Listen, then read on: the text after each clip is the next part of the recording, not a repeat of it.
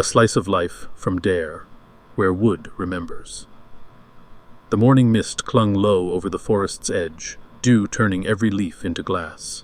In Dare, this was a sacred hour, before the carving blade sang, before the traders' carts creaked into the square, just the breath of the trees and the scent of sap. Old Eltrin Greaves stood beside the hard oak in the village square, a hand pressed reverently to its weathered bark. His fingers found the groove he'd made 5 decades ago, the first carving of his apprenticeship, a simple thistle, no bigger than a child's palm, but still clear, still proud.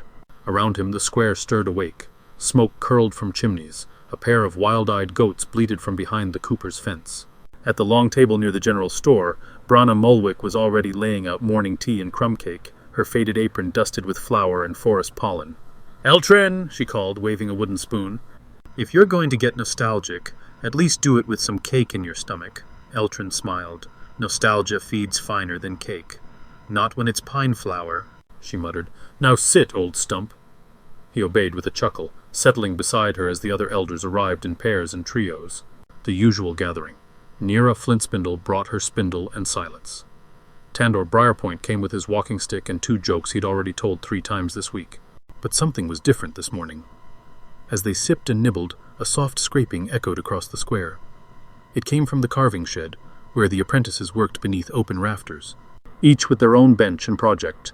Today, though, none of the apprentices were scheduled, yet the sound was steady, purposeful.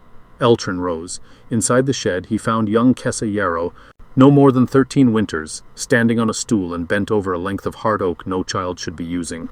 "Kessa," he began, keeping his voice level, "who gave you permission to touch that wood?" She flinched, but didn't look up.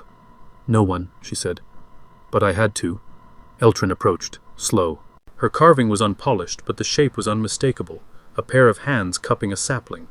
The grain bent naturally to the form, as though the wood itself had wanted it. "Why?" Kessa wiped her eyes with the back of her wrist. "It's for my brother. He left for Titan last week. Said there's work there, but he promised to visit the Heart Oak again. I wanted him to see something new when he comes back." Eltrin was silent for a long while. Then he pulled his carving knife from his belt, the handle worn smooth from half a century. "Move aside," he said. Kessa obeyed, confused, as he stepped onto the stool beside her. "You cut deep," he said, inspecting her work, "but not reckless. You've got the shape, but the spirit of the thing, it needs to breathe." With slow, precise movements, he added 2 lines, curving the edges of the sapling, letting the bark swell like wind in the leaves. Then he handed her the blade. "Finish it," he said, "but not today. Today, we ask." That afternoon, as the village gathered under the hard oak for the weekly sharing circle, Eltrin brought Kessa forward. With a nod, he held up her carving. "A 5th hand joins our grove," he declared. "Let it be marked." The village cheered softly. No fanfare, only approval that hummed like wind through branches. They would teach her the old ways properly, not with punishment, but with patience. Because in Dare, every carving was a story, and every story deserved time to grow.